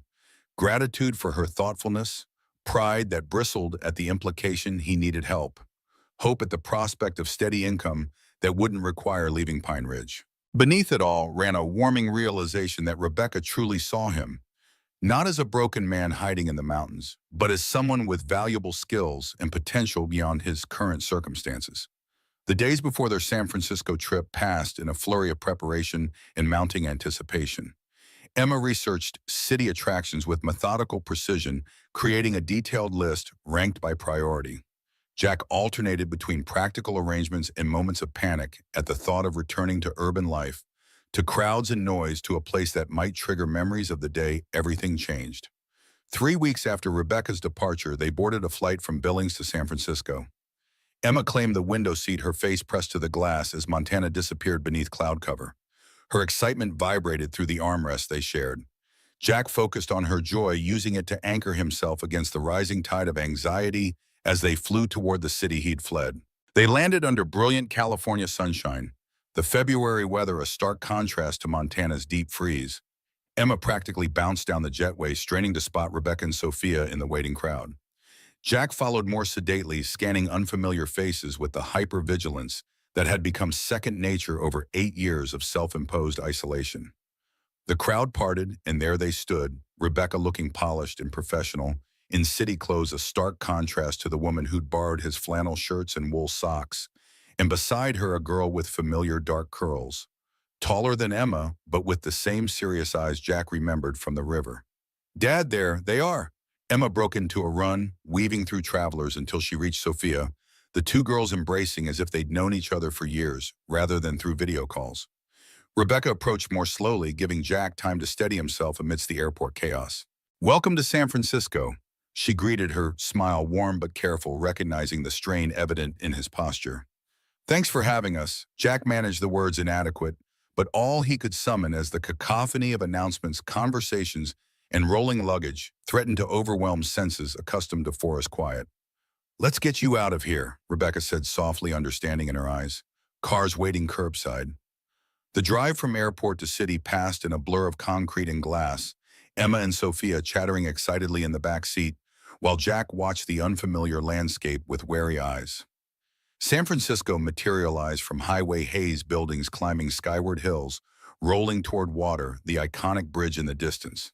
Beautiful but overwhelming to a man who'd grown accustomed to measuring his surroundings in acres rather than blocks. Rebecca's home surprised him, not the sleek modern penthouse he'd expected, but a lovingly restored Victorian with bay windows and intricate gingerbread trim. Inside, the space unfolded in warm colors and comfortable furnishings, walls lined with books and artwork, sunlight streaming through stained glass transoms. "Not what you expected." Rebecca noted his expression as she showed them to their rooms, connecting spaces with a shared bathroom. Jack shook his head. "I thought it would be more, corporate glass and chrome," Rebecca smiled. "I spent enough time in that world at the office. Home needed to be different." The girls disappeared immediately to Sophia's room, leaving the adults in momentary silence. Rebecca studied Jack, noting the tension in his shoulders, the way his eyes darted to windows and exits, assessment behaviors ingrained from his firefighter days, amplified by years of isolation. "This must be hard for you," she acknowledged quietly. "Being here, in the city." Jack took a deep breath, forcing himself to meet her gaze directly. "Harder and easier than expected. Just loud, busy. We'll take it slow. No pressure, no schedules. If anything gets overwhelming, just say so." Rebecca hesitated. "Sophia knows the basics, that you saved her from the river, that you lost your wife the same day. She won't ask difficult questions unless you indicate you're open to them." The thoughtfulness of this preparation touched Jack deeply. "Thank you for that, for understanding." That evening, after the girls had finally been persuaded to sleep, Jack found himself drawn to the bedroom window, gazing at unfamiliar city lights. The vastness of urban landscape stretched before him, simultaneously intimidating and oddly beautiful. So different from his Montana stars, yet compelling in its own human-made way. A soft knock pulled him from contemplation. Rebecca entered at his invitation, carrying 2 steaming mugs. "Hot chocolate," she explained. "I thought you might have trouble sleeping in a new place." Jack accepted the mug gratefully, the rich aroma bringing unexpected memories of childhood winter evenings when his father would make the same treat after sledding expeditions. "Thanks. It's strange being surrounded by so many people after so long in the quiet." Rebecca settled into the window seat, leaving comfortable space between them. Any regrets about coming? No, Jack answered immediately, surprising himself with the certainty. Seeing Emma with Sophia, watching her experience all this newness, it's worth the discomfort. They sipped their chocolate in companionable silence until Rebecca spoke again. Tomorrow after the museum, I thought, if you're up for it, we could drive by the Duwamish River, where it happened. Cold shock ran through Jack's system, chocolate suddenly tasteless in his mouth. Why would we do that? Rebecca's expression remained gentle, non-pressuring. Sometimes facing the actual place where trauma occurred can help process it. Make it real but finite, contained in space and time, rather than expanding endlessly in memory. She paused. But only if you want to. It's completely your choice. Jack considered the idea instinctive rejection softening as he weighed her words. He'd spent 8 years avoiding any reminder of that day, sealing off memories like radioactive material, too dangerous to approach. But what if that avoidance had only given those memories more power? I'll think about it. He promised, not committing, but not refusing either a small victory against his habitual retreat from difficulty. The following morning, Jack woke before dawn, the unfamiliar city noises having disrupted his sleep. Rather than trying to force himself back to bed, he dressed quietly and slipped outside into pre-dawn San Francisco. The streets were surprisingly peaceful, only occasional early commuters and delivery trucks breaking the stillness. He found himself walking toward the water, drawn by some internal compass, to the Presidio trails Rebecca had mentioned. As the sun crested the horizon, Jack stood on a bluff overlooking the bay, watching golden light spill across water and transform the city behind him.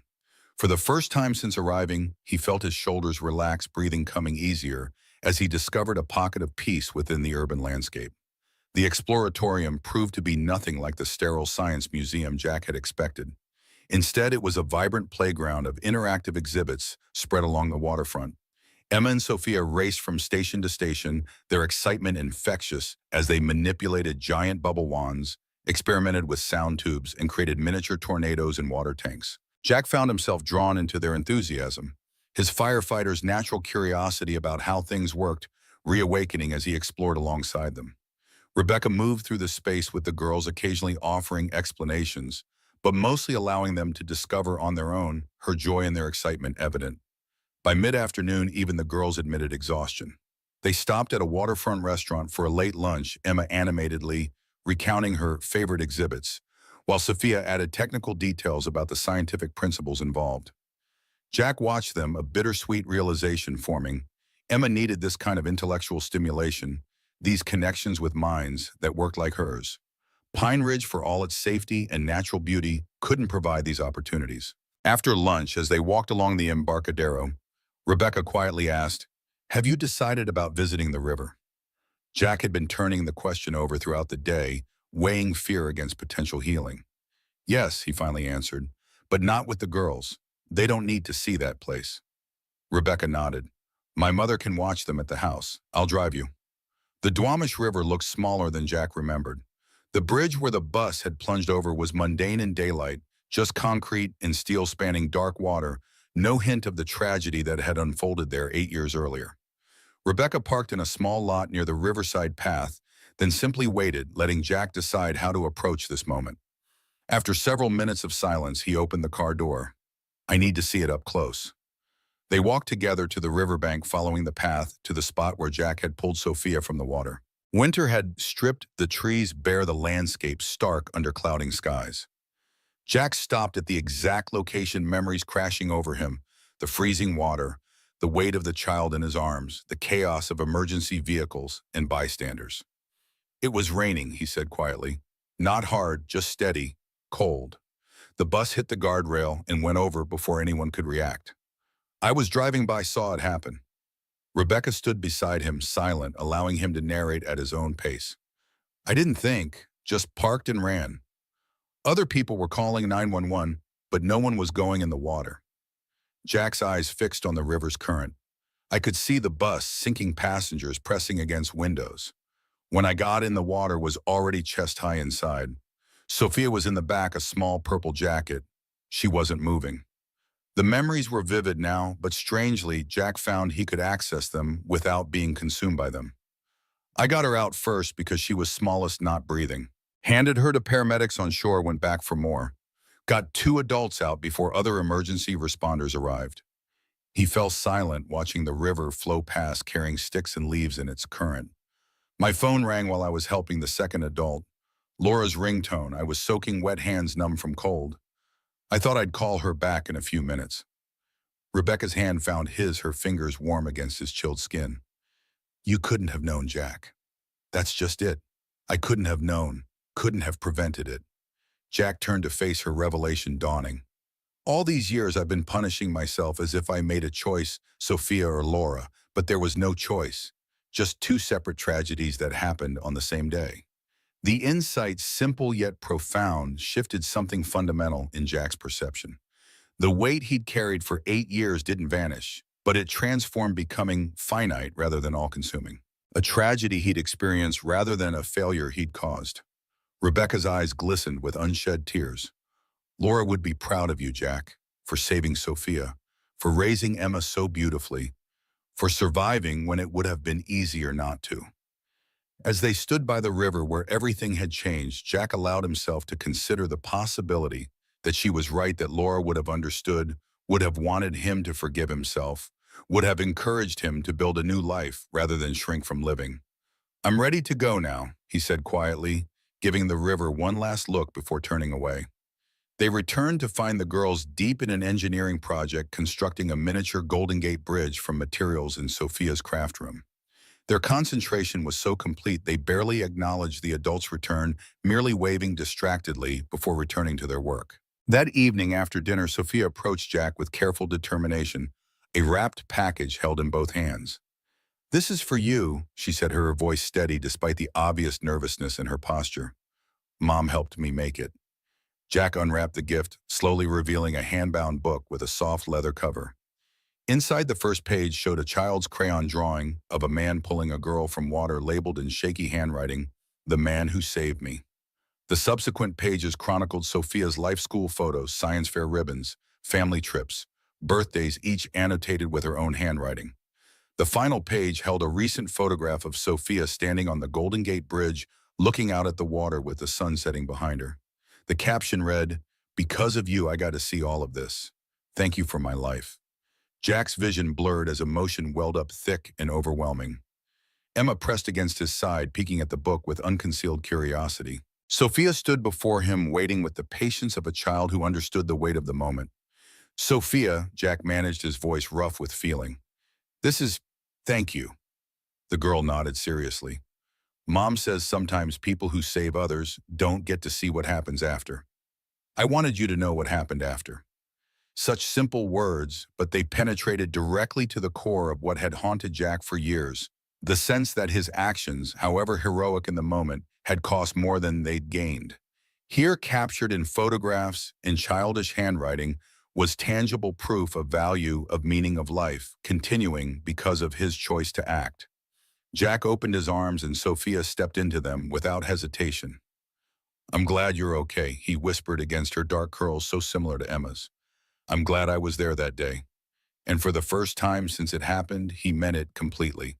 The remainder of their visit unfolded with unexpected ease. Jack found himself relaxing into the rhythm of city life, discovering pockets of peace amidst the bustle, the Japanese tea garden in Golden Gate Park, the quiet reading room at the Mechanics Institute Library, sunrise walks along the Presidio trails before the city fully awakened.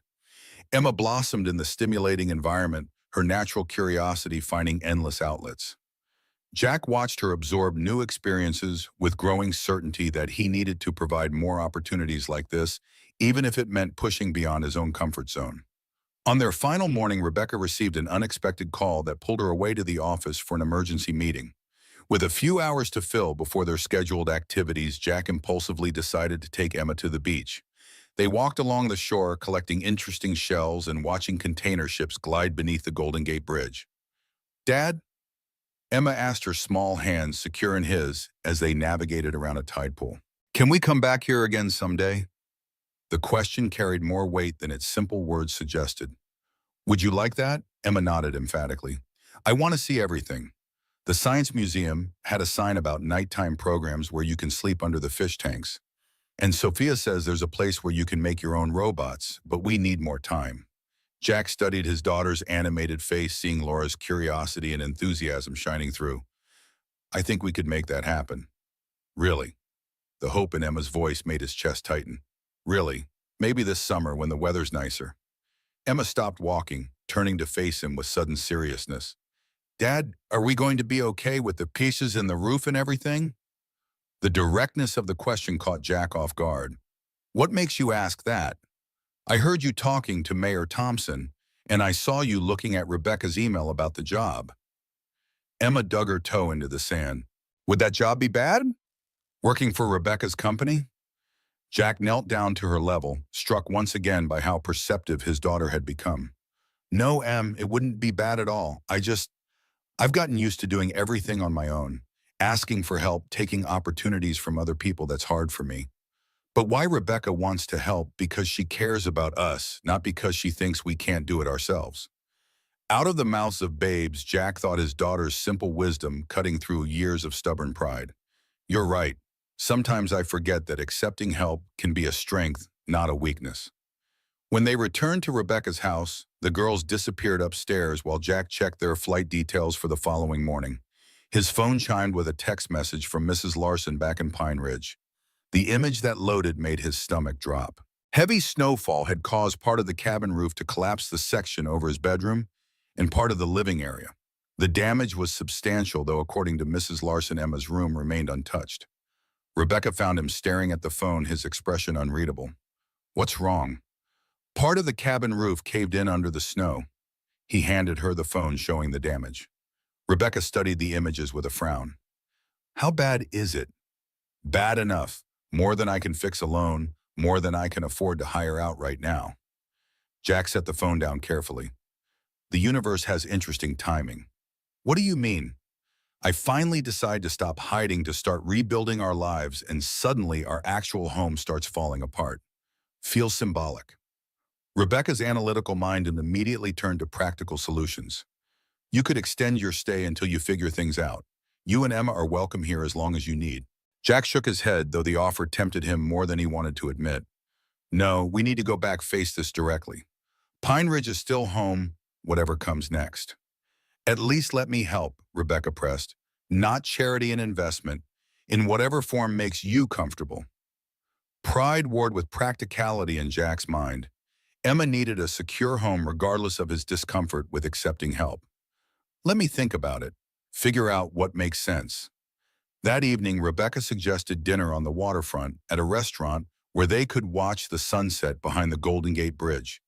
The girls chattered excitedly about maintaining their friendship long distance, making plans for summer visits and joint science projects they could collaborate on remotely.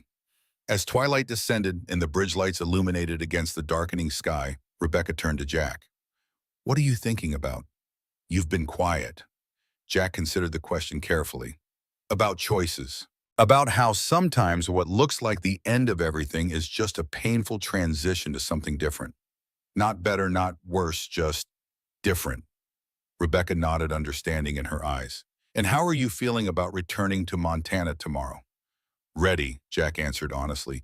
Ready to go back, but also ready to start making changes. Emma needs more than Pine Ridge can offer academically, socially. And I think, he paused, gathering courage, I think I need more too. More what? More purpose, more connection. Jack met her gaze directly. That job posting you sent, is it still open? Rebecca's smile bloomed slowly. As a matter of fact, it is. The hiring manager is a personal friend who's been instructed to hold it open until a certain qualified candidate might express interest. Jack shook his head, amused despite himself. You're persistent, Mid Morgan. So I've been told, Mr. Lawson. Rebecca's expression grew more serious. It would mean some travel occasionally, consulting on safety systems for our remote facilities. Not constant, but periodic trips to Seattle, Portland, Denver. Could you handle that? The question contained layers of meaning beyond the practical. Could he handle returning to the wider world, facing painful memories, building a new professional identity that honored his past experience rather than hiding from it? I think so, Jack said slowly. Not all at once, but yes. I could handle it. They were interrupted by the girls' excited exclamations as the bridge lights completed their illumination, transforming the iconic structure into a glowing sculpture against the night sky. Jack watched Emma's face alight with wonder and felt certainty solidify within him. It was time to stop hiding, to stop shrinking their world to the size of his fear. After dinner, Rebecca's mother arrived to take the girls for ice cream, leaving Jack and Rebecca alone for the first time since their arrival. They found themselves on a rooftop deck, gazing at the city lights spreading below them like a galaxy of earthbound stars. "I have a proposition about the cabin," Rebecca said, finally breaking their comfortable silence. "Business, not charity." Jack raised an eyebrow, wariness mixing with curiosity. "I'm listening." "Horizon Tech needs a remote testing facility for our environmental monitoring systems, somewhere with real weather, real terrain challenges." She turned to face him. "What if we renovated your cabin, added a small outbuilding lab space? You'd be our on-site expert maintenance manager. We'd cover the improvements, pay fair rental for the land usage." Jack stared at her, processing the unexpected proposal. "You want to put a tech lab in the Montana wilderness? Our systems are designed for wilderness deployment. Makes more sense than testing them in a Silicon Valley warehouse." Rebecca's business persona was evident in her crisp logic. "It's a legitimate need for the company, not something I invented to help you. And the cabin repairs the roof. Would be included in the facility development budget." Her expression softened. "Jack, this isn't about saving you. It's about recognizing an opportunity that benefits everyone involved. The company gets a testing site, you get income and repairs, Emma gets stability, plus exposure to cutting-edge science." Jack considered the proposal, searching for holes or hidden pitfalls. Finding none, he felt a weight lifting from his shoulders. "It sounds surprisingly perfect." Rebecca's smile held a hint of triumph. "So we have a deal." "We have a deal." The simple agreement felt momentous, a tangible commitment to something beyond the tentative connection they'd been building. Something with structure, purpose, future. "There's something else I need to tell you," Jack said, his voice growing serious. "I've been thinking about changing our name back. From Lawson to Marshall." Rebecca tilted her head, studying him. "That's a big step. Emma should have her mother's name. Laura Marshall, Emma Marshall. That connection matters." Jack looked out at the glittering city. "And maybe it's time I stopped trying to be someone else." Jack Marshall made mistakes, had flaws, but he also had purpose, had connections, believed in things worth believing in. "I like Jack Marshall," Rebecca said softly, "though I've grown rather fond of Jack Lawson too." Something in her tone drew his gaze back to her face, illuminated in the soft glow of the deck lighting. The walls he'd maintained for 8 years had thinned to transparent membranes, allowing him to really see the remarkable woman before him. Not just Rebecca Morgan, CEO, but Rebecca who burned pancakes and laughed at herself, who taught Emma engineering principles with infinite patience, who'd crossed a continent to thank the man who saved her daughter. "What happens when we go back to Montana?" he asked quietly. "To this, whatever this is between us." Rebecca met his gaze steadily. "What do you want to happen?" "I want—" Jack paused, organizing thoughts he'd barely allowed himself to acknowledge. "I want to call you, not just about the job or the cabin renovations. I want to tell you about Emma's science projects and the first spring wildflowers and the ridiculous town council meetings where everyone argues for an hour about the color of the new welcome sign." Rebecca's smile warmed. "I'd like that. And maybe I call you too. About Sophia's latest invention, about the board members who spent 45 minutes debating the shade of blue in the company logo. I'd like that too."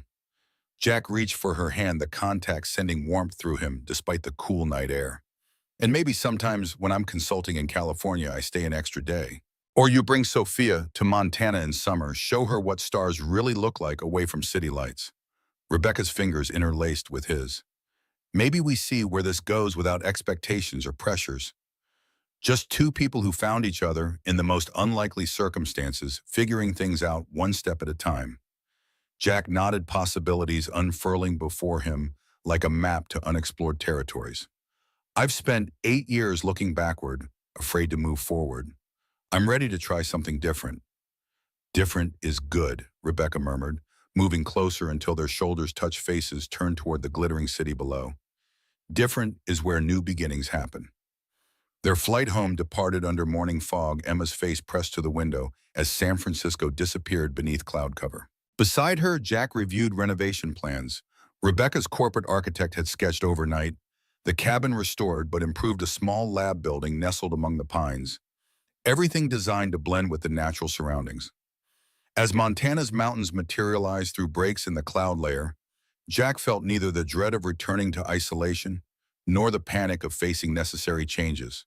Instead, he experienced something he hadn't dared hope for in 8 long years, anticipation for what might come next. Not certainty, not guaranteed happiness, but possibility. The damaged cabin awaiting them represented not an ending, but a renovation, a chance to rebuild differently, to create a home that honored the past while making space for a future not yet written. "We're going to be okay, Em," Jack said, as the plane began its descent, the snow-covered landscape growing closer. "Whatever happens next, we're going to be okay." Emma smiled up at his, Laura's eyes shining with inherited determination. "I know, Dad. We always were. We just forgot how to see it."